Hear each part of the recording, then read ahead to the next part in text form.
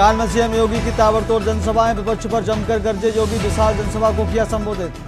जयंती पर याद किए गए हेमवती नंदन बहुगुणा, सीएम योगी बोले वह भारतीय राजनीति की महत्वपूर्ण स्तंभ थे। यूपी में शिक्षा मित्रों के बढ़े हुए मानदेय के लिए 250 करोड़ जारी, 1.43 लाख से अधिक को बढ़कर मिलेगा वेतन। गाजीपुर नाबालिग हत्याकांड 29 अप्रैल को पीड़ित परिवार से मिलेंगे अखिलेश, राहुल प्रियंका ने भी उठाई आवाज। ऊर्जा मंत्री का बड़ा ऐलान, कहा रविवार समेत सार्वजनिक अवकाशों पर नेगेटिव बैलेंस होने पर भी नहीं कटेंगे कनेक्शन। प्रदेश में भीषण गर्मी का कहर जारी, शुक्रवार को तपिश ने बनाया रिकॉर्ड, कई जिलों में गर्म दिन रात का अलर्ट। आप देख रहे हैं के न्यूज, खबरों का सारथी। सीधे चलते खबरों के विस्तार में। खबर मऊ से है। वर्दी वाले मोबाइल चोर का वीडियो वायरल, सीसीटीवी कैमरे में कैद। मोबाइल चोर पेट्रोल पंप गार्ड की मोबाइल चोरी की घटना सीसीटीवी में कैद। सरायल खंसी थाना क्षेत्र के पनियरा के पेट्रोल पंप का पूरा मामला। मऊ से इस वक्त की बड़ी खबर आपको बता रहे हैं। पेट्रोल पंप गार्ड की मोबाइल चोरी की घटना सीसीटीवी में कैद। सरायल खंसी थाना क्षेत्र के पनियरा के पेट्रोल पंप का पूरा मामला बताया जा रहा है।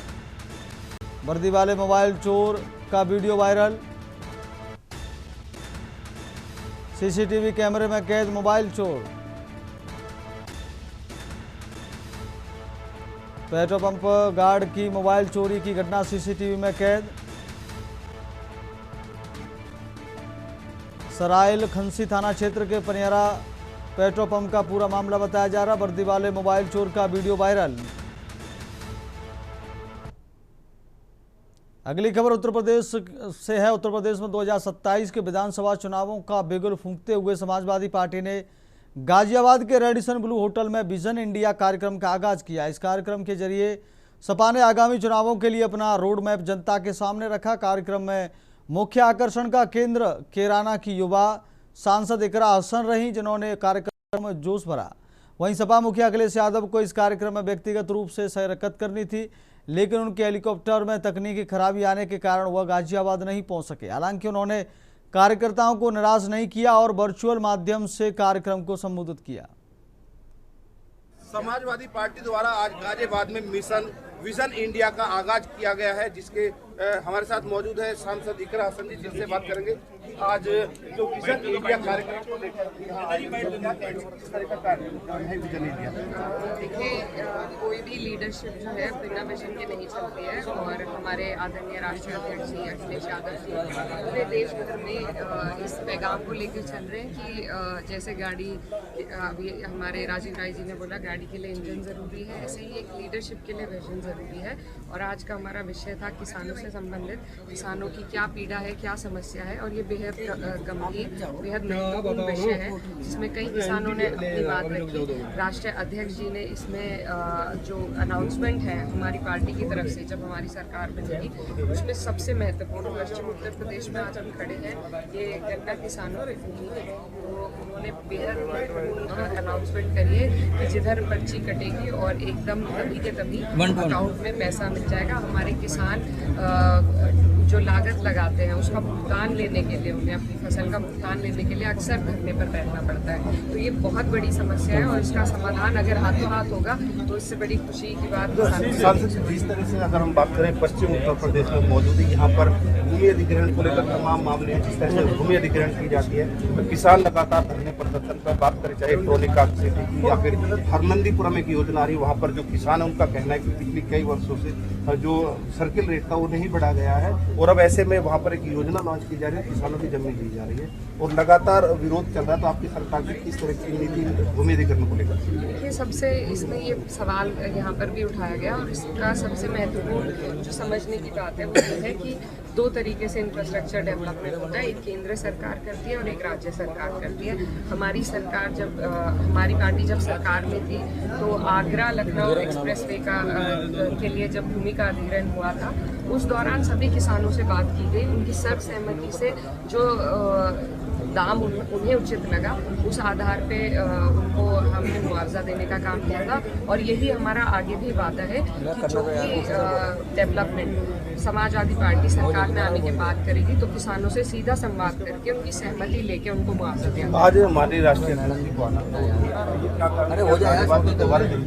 जी बिल्कुल, एक टेक्निकल इशू के जो उनका प्लेन था उसमें आया, और देखिए दुर्घटना से अच्छी है कि सावधानी बरती जाए, तो वो आज इसलिए नहीं आ पाए, लेकिन बेहद जल्दी वो यहाँ पर दोबारा कार्यक्रम देने का काम करेंगे। धन्यवाद। ये थे हमारे साथ सांसद समाजवादी पार्टी सांसद जिक्र हसन जी, जिन्होंने कहा कि अखिलेश यादव जी यहाँ पर जो कारण था टेक्निकल कारण से नहीं आ पाए, लेकिन ऐसे में जिस तरह कहा जाता है कि विजन इंडिया को लेकर के समाजवादी पार्टी अब चुनावी मैदान में उतर चुकी है, और लगातार क्योंकि 2027 का चुनाव आने वाला है, ऐसे में समाजवादी पार्टी अब पूरी तरह से चुनावी रणनीति में उतर चुकी है, और जिसका आगाज गाजियाबाद से किया गया है। आपको बता दें कि राष्ट्रीय अध्यक्ष अखिलेश यादव जी ने वर्चुअली यहाँ पर जो कार्यकर्ता थे उनको संबोधित किया, किसानों से उनके सवाल पूछे और कहा कि जल्द ही वो गाजियाबाद आने वाले हैं। जयवीर मावी, के न्यूज़, गाजियाबाद। अगली खबर यूपी के कानपुर से। कानपुर के कल्याणपुर थाना क्षेत्र में हुई सनसनीखेज महिला हत्याकांड और लूट की वारदात को पुलिस ने महज 48 घंटे के भीतर सुलझा लिया। वेस्ट जोन की क्राइम ब्रांच और कल्याणपुर पुलिस की संयुक्त टीम ने आरोपी को गिरफ्तार कर उसके पास से लूटे गए लाखों के जेवरात बरामद किए हैं। बता दें कि बीते दिनों कल्याणपुर में निर्मला नाम की एक महिला की उनके घर के भीतर घुसकर बेरहमी से हत्या कर दी गई थी। हत्या के बाद आरोपी घर में रखे लाखों के जेवरात लूटकर फरार हो गया था। इस घटना ने पूरे इलाके में दहशत फैला दी थी। डीसीपी पश्चिम काशिम आबिदी ने प्रेस कॉन्फ्रेंस के दौरान बताया कि आरोपी ने घर में घुसने के लिए बेहद शातिर बहाना बनाया था। आरोपी ने घर का दरवाजा खटखटाया और निर्मला से कहा कि छत पर ड्रोन गिर गया है, उसे उठाने के लिए अंदर आने दें। जैसे ही महिला ने उसे अंदर आने का रास्ता दिया, आरोपी ने उन पर हमला कर दिया और हत्या के बाद लूट की वारदात को अंजाम दिया।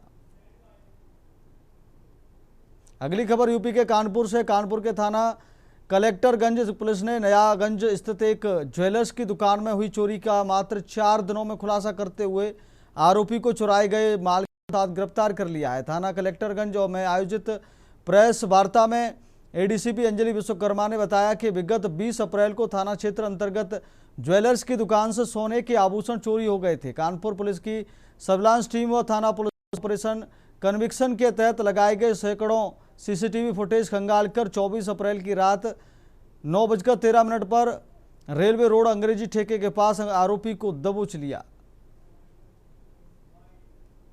कलेक्टरगंज थाना क्षेत्र में 20 तारीख को पुलिस को सूचना मिलती है कि नयागंज में एक वर्मा ज्वेलर्स है, उनकी दुकान से 3 अंगूठी और 1 पेयर ऑफ टॉप्स चोरी होते हैं।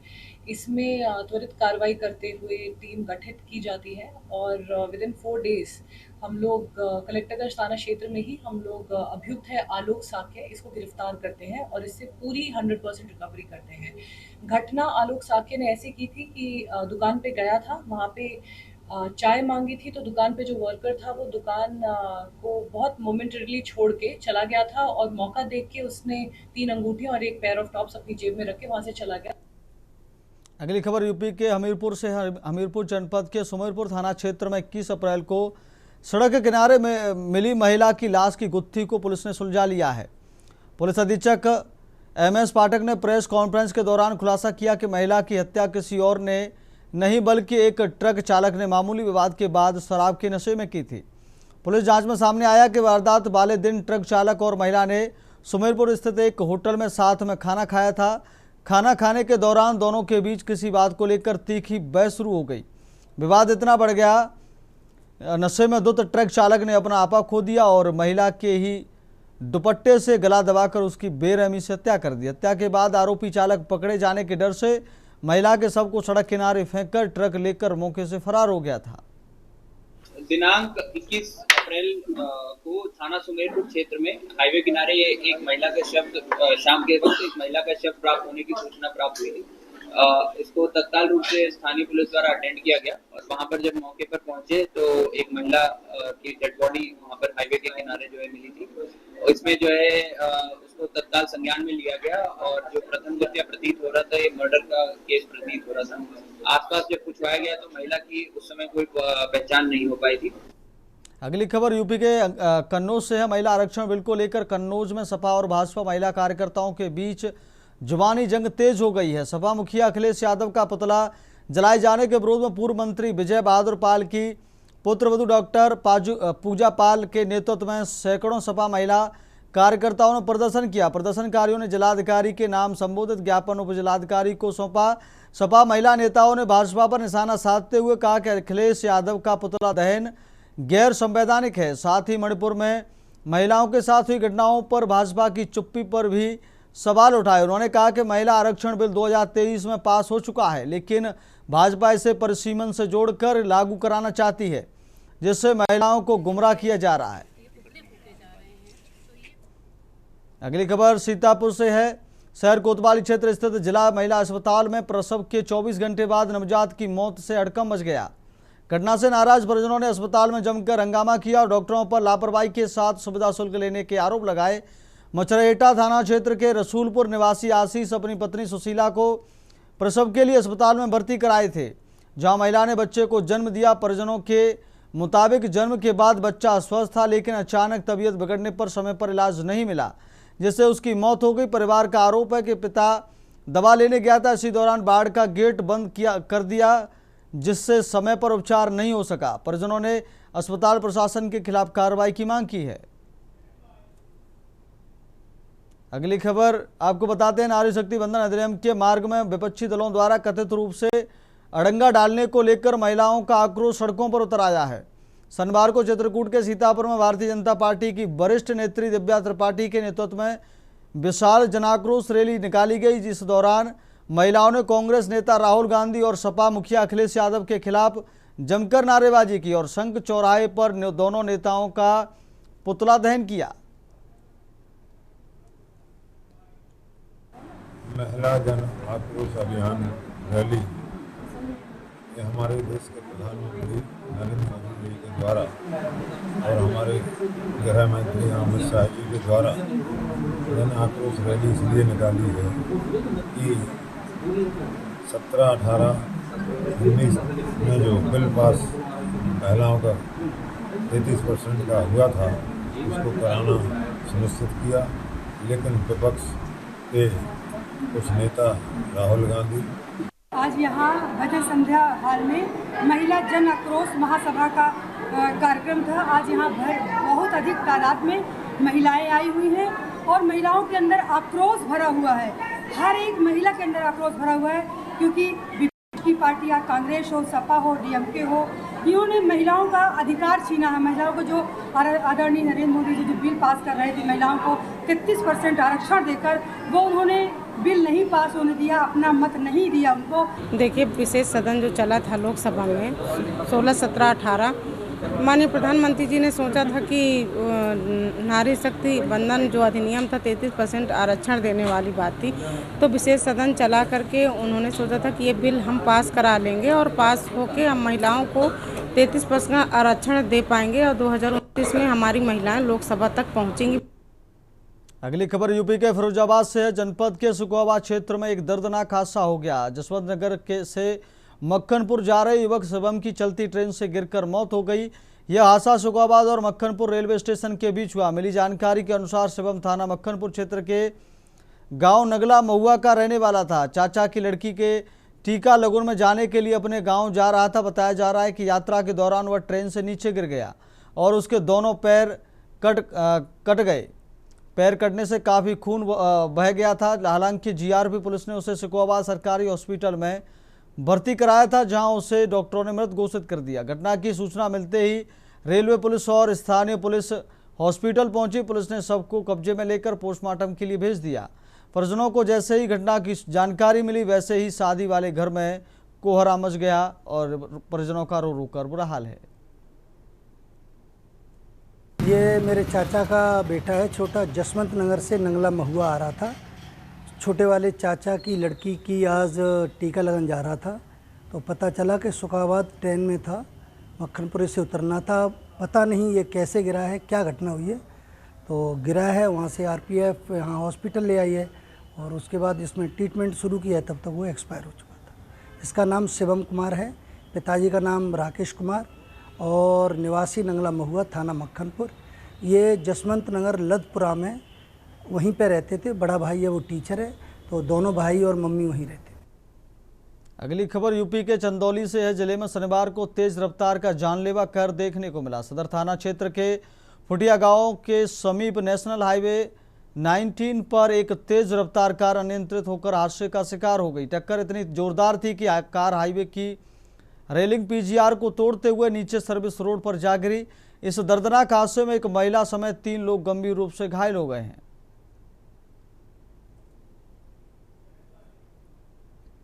अगली खबर यूपी के कौशाम्बी से। जनपद में स्मार्ट मीटरों की कथित तेज रफ्तार और भारी भरकम बिजली बिलों के खिलाफ कांग्रेस कार्यकर्ताओं ने मोर्चा खोल दिया है। शनिवार को कांग्रेस जिलाध्यक्ष गौरव पांडे की अगुवाई में सैकड़ों कार्यकर्ताओं ने कलेक्ट्रेट परिसर पहुंचकर प्रदेश सरकार और बिजली विभाग के खिलाफ जमकर नारेबाजी की। प्रदर्शनकारियों को संबोधित करते हुए जिलाध्यक्ष गौरव पांडे ने कहा कि स्मार्ट मीटर आम जनता और खासकर गरीबों पर एक बड़ा आर्थिक बोझ बन गए हैं। उन्होंने आरोप लगाया कि इन मीटरों की रीडिंग में भारी अनियमितता है, जिससे उपभोक्ताओं का शोषण हो रहा है।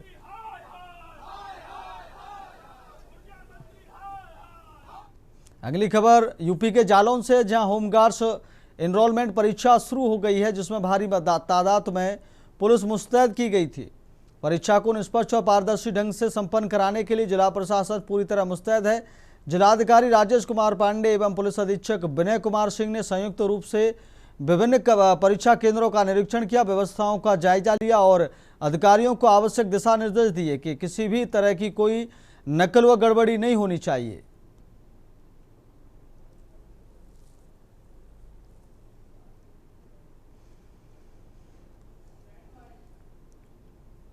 अगली खबर यूपी के प्रतापगढ़ से है। प्रतापगढ़ के मानिकपुर थाना क्षेत्र में पुलिस ने बड़ी कार्रवाई करते हुए पुलिस अभिरक्षा से फरार अभियुक्त को मुठभेड़ में घायल कर गिरफ्तार कर लिया।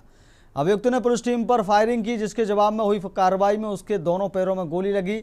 घायल अभियुक्त को इलाज के लिए पहले CSC कालाकांकर और फिर जिला अस्पताल रेफर किया गया।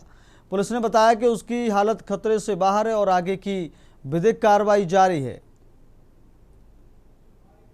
मानिकपुर पुलिस और एक बदमाश के बीच में मुठभेड़ हुआ, जिसके क्रम में अवगत कराना है कि आज सुबह मानिकपुर पुलिस को एक बदमाश के आने की सूचना प्राप्त हुई थी, जिसको पकड़ने के लिए ये लोग करेंटी पुल के पास चेकिंग कर रहे थे। तब तक बदमाश आया और पुलिस पे फायरिंग कर दिया। पुलिस ने भी आत्मरक्षार्थ काउंटर फायर किया, जिसमें बदमाश के दोनों पैर में गोली लगी है। बदमाश के बारे में जानकारी की गई तो ये बदमाश मानिकपुर का ही रहने वाला जलालुद्दीन है, जो कुछ दिन पहले ही एक बच्ची से दुष्कर्म के मामले में जेल गया था। इलाज हेतु और सैंपलिंग हेतु इसको स्वरूप रानी अस्पताल प्रयागराज ले जाया गया था, जहां उसने पुलिस को चकमा देकर भाग गया था।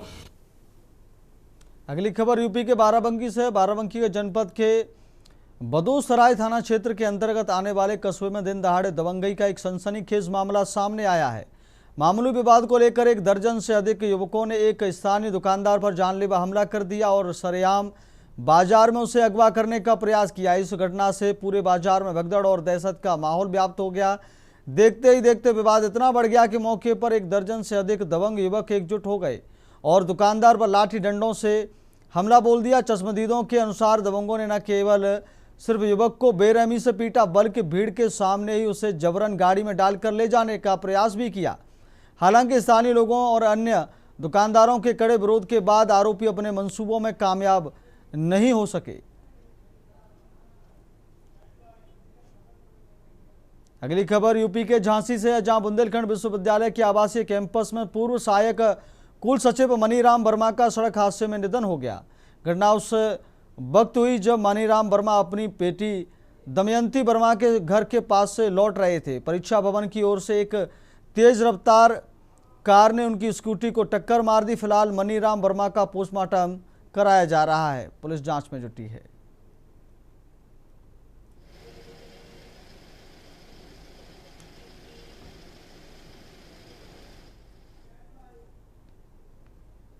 अगली खबर यूपी के हमीरपुर से है। जनपद मुख्यालय की सड़कों पर इन दिनों यातायात और परिवहन नियमों को ताक पर रखकर दौड़ते वाहन हादसों को खुला निमंत्रण दे रहे हैं। ताजा मामला मुख्यालय के जेल रोड से सामने आया, जहां एक बोलेरो कार से निकलते धुएं के गुबार ने न केवल पर्यावरण को दूषित किया, बल्कि सड़क पर चल रहे अन्य राहगीरों के लिए भी बड़ा खतरा पैदा कर दिया। स्थानीय लोगों द्वारा देखे गए इस नज़ारे में बोलेरो कार से इतना अधिक काला धुआं निकल रहा था कि पूरी गाड़ी और उसके पीछे की सड़क धुएं के गुबार में पूरी तरह गायब नजर आने लगी।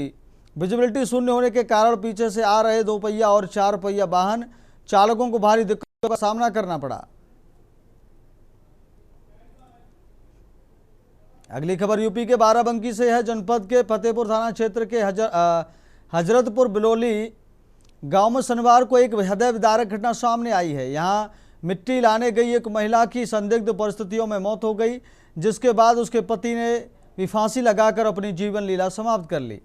इस दोहरी मौत से पूरे इलाके में सनसनी फैल गई है। मिली जानकारी के अनुसार निशा चौहान अपने पति कुलदीप चौहान के साथ घर की पटाई के लिए तालाब से मिट्टी लाने गई थी। इसी दौरान अचानक निशा की मौत हो गई। घटना के बाद मौके पर चीख पुकार मच गई। मृतका निशा के मायके पक्ष और परिजनों ने गंभीर आरोप लगाते हुए कहा कि पति पत्नी के बीच अक्सर झगड़ा होता था। परिजनों का आरोप है कि कुलदीप ने ही निशा की हत्या की। हालांकि मौत के सटीक कारणों का पता अभी नहीं चल पाया है। अगली खबर एटा से है। थाना मिरौची क्षेत्र के ग्राम गड़िया में बाबा साहब डॉक्टर भीमराव अम्बेडकर की प्रतिमा के क्षतिग्रस्त होने का मामला सामने आया है। घटना के बाद ग्रामीणों में आक्रोश फैल गया है और उन्होंने पुलिस को सूचना दी। ग्रामीणों का आरोप है कि अज्ञात और गांव के कुछ अराजक तत्वों ने बारात के दौरान प्रतिमा के पास वाहन खड़े कर दिए, जिससे प्रतिमा पर स्क्रैच और क्षति पहुंची। लोगों का कहना है कि यह घटना जानबूझकर की गई है। सूचना पर पहुंची पुलिस ने मौके पर स्थिति को संभाला। हालांकि ग्रामीणों का आरोप है कि प्रतिमा पर पेंट कराकर मामले को शांत करने की कोशिश की गई है, लेकिन कोई ठोस कार्रवाई नहीं है। बाबा साहब की मूर्ति और राम सिंह के लड़के ने यादवों के लड़कों पे सारी वो खुचवा दी थी कल रात के 12-1 बजे। किसने खुचवा दी? छोटे पिंकू और नेम सिंह, वो प्रेमपाल सिंह और वो। अच्छा, तो इसकी सूचना पुलिस को नहीं दी है? पुलिस को सूचना नहीं दी? आने के लिए सुमित यादव को दी थी। दरवाजे हल्का इंचार्ज लेके गए थे, तो फिर वो थाने से आई, महिला इंस्पेक्टर ने आई, बिन्ने आके देख कर गए। फिर वो इंस्पेक्टर ने बोला कि पेंट ले गया और पेंट करी दी।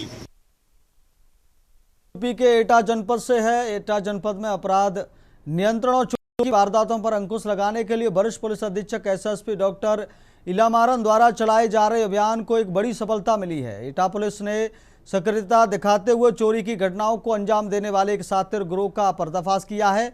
कोतवाली नगर और सर्विलांस टीम की संयुक्त घेराबंदी में गिरोह के 4 शातिर अभियुक्तों को धर दबोचा गया। पुलिस की इस मुस्तैद कार्रवाई से शहर और देहात क्षेत्रों में पिछले कई दिनों से सक्रिय चोरों के नेटवर्क को ध्वस्त कर दिया गया है।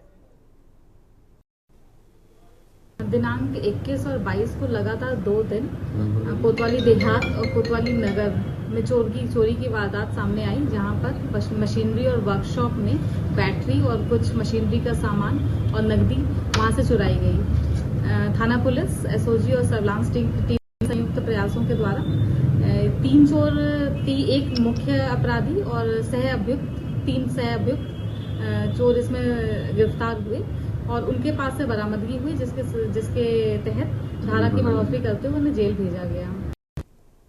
अगली खबर प्रतापगढ़ से। गंगा एक्सप्रेसवे के लोकार्पण को लेकर प्रशासन ने तैयारियां तेज कर दी हैं। जिलाधिकारी शिव सहायक अवस्थी ने कैंप कार्यालय सभागार में अधिकारियों के साथ समीक्षा बैठक कर कार्यक्रम की व्यवस्थाओं को अंतिम रूप देने के निर्देश दिए। 29 अप्रैल को में प्रधानमंत्री द्वारा गंगा एक्सप्रेसवे के लोकार्पण कार्यक्रम का आयोजन किया जाएगा, जिसका सीधा प्रसारण प्रतापगढ़ के लालगंज स्थित सराय संग्राम सिंह टोल प्लाजा पर बड़े LED स्क्रीन के माध्यम से दिखाया जाएगा।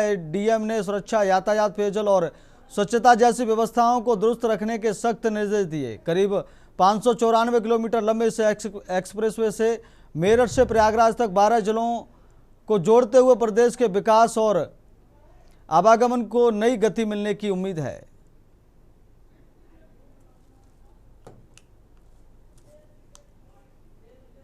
देखिए, 29 तारीख को माननीय प्रधानमंत्री जी के द्वारा गंगा एक्सप्रेसवे का लोकार्पण जनपद हरदोई में किया जाएगा और चूंकि ये जितने ज़िलों से होकर के गुजर रहा है, उन सारे ज़िलों में भी इस तरह के कार्यक्रम किए जाने हैं। हमारे यहाँ जनपद प्रतापगढ़ में लगभग 40 किलोमीटर का स्ट्रेच गंगा एक्सप्रेसवे का है, तो इसके लिए यहाँ पे जो एक हम लोगों का इंटरचेंज है वहाँ पे भी एक आम जनमानस को बुला करके लोकार्पण का कार्य किया जाएगा और इसको लेकर के हमारी पूरी तैयारियां हो गई हैं।